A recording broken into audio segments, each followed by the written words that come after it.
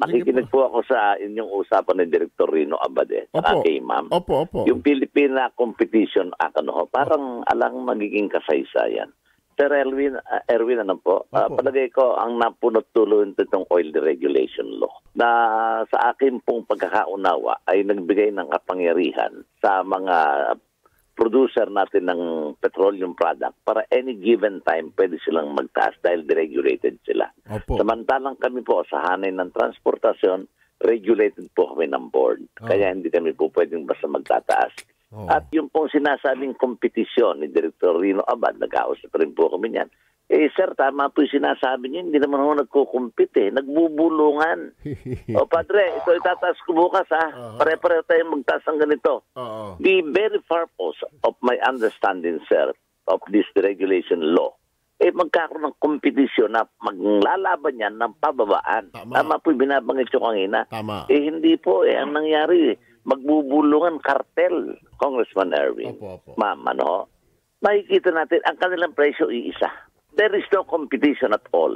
Ang competition, piso ka, 80 ko, yan, maglalaban ng presyo. Pero hindi po nagaganap yan. Nagaganap po yan, tama po kayo dun sa maliit pong player. Bakit ang mga small player, Congressman Erwin, ay nakapagbibigay ng malaking diskwento? Unlike this big three, na talagang sila rin nagsusupply dito sa pagkakaintindi ko po.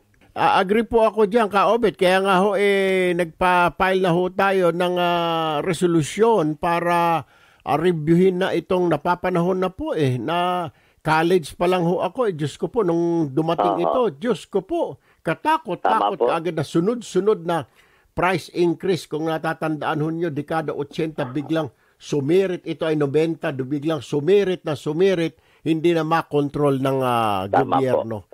Tama po. Kanya po kami, ako po yung number to your staff. Baka po pwede itong aming grupong Magnificent Seven. May pagpulong po sa inyo. Bigyan niyo po, kung mabibigyan niyo ng pagkakataon.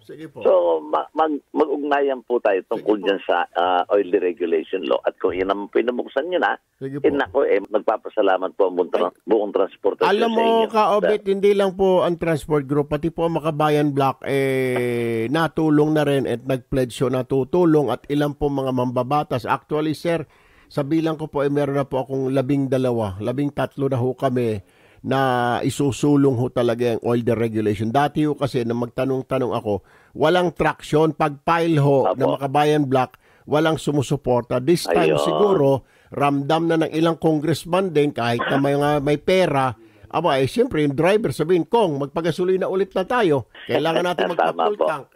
Umaaray na rin siguro dahil napupunta lang sa gasolina. So, I am happy, sir, to let you know na meron na po ako nakuha suporta, 13 na kami na congressman. Siguro kakausapin pa natin yung iba dyan para mapaliwanagan na it's high time na alisin na talaga ito. Ibalik muli sa gobyerno ang pagpepresyo ng produkto ng petrolyo.